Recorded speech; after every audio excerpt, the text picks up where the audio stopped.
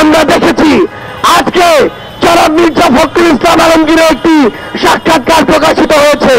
আমরা স্পষ্ট করে বলি, আর এই ধরনের পরোক্ষভাবে কথা বলা আমরা পছন্দ করি না।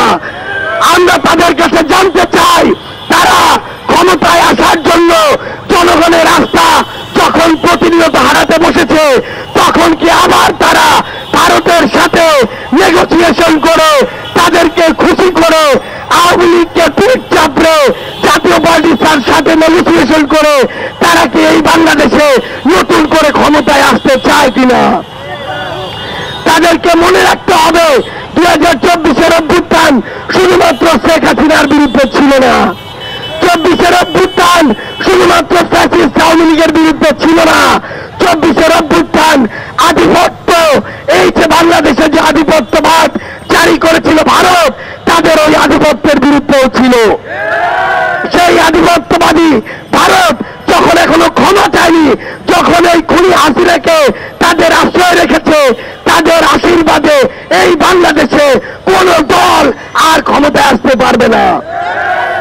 আমরা স্পষ্ট করে আমাদের জায়গা থেকে বলতে চাই, সেটা বিএনপি হোক, অন্য কোন প্রতিষ্ঠান হোক, নির্বাচন কমিশন হোক, যদি তারা মনে করে জনগণের রায়ের বিপরীতে গিয়ে, জনগণের আকাঙ্ক্ষার বিপরীতে গিয়ে বিভিন্ন প্রভাবকের দ্বারা প্রভাবিত হয়ে, এজেন্সি, প্রতিষ্ঠান, দল, ব্যক্তির দ্বারা প্রভাবিত হয়ে তারা আমাদেরকে মার্কা আটকে, তারা আমাদেরকে নিয়ে কটূক্তি করে তারা এগিয়ে যাবে, ক্ষমতায় বসবে, এই আশা তাদের পূরণ হবে না। এরকম কটূক্তি ওই বিএনপিকে নিয়ে আজকে থেকে 1-2 বছর আগে আওয়ামী লীগ করত। এরকম কটূক্তি অন্যান্য অনেক বিভিন্ন ধরনের জুলুমের শিকার ব্যক্তি, দল, মানুষকে নিয়ে ওই আওয়ামী লীগ করত। কিন্তু তাদের আজকে কি অবস্থা, সেটা থেকে জনাব মির্জা ফখরুল ইসলাম আলমগীরকে শিক্ষা নিতে হবে, বিএনপিকে শিক্ষা নিতে হবে, বাংলাদেশে আগামীতে রাজনীতি করতে চাওয়া প্রত্যেকটা রাজনৈতিক দলকে শিক্ষা নিতে হবে।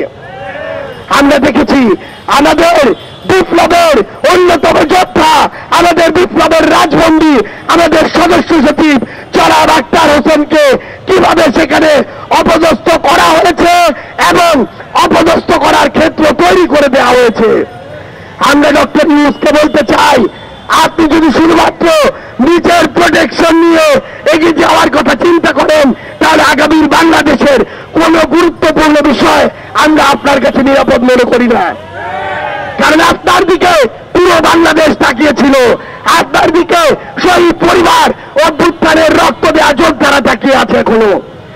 আমরা স্পষ্ট করে একটা কথা বলি, পিঠ বাঁচিয়ে যে চলার স্বভাব দেখাবে, তার এই বাংলাদেশে আর পিঠ বাঁচিয়ে চলা হবে না। সবকিছুর উপযুক্ত জবাব দিয়ে, সবকিছু জনগণের সামনে খোলাসা করে আগামীর বাংলাদেশে আপনাদেরকে চলতে হবে।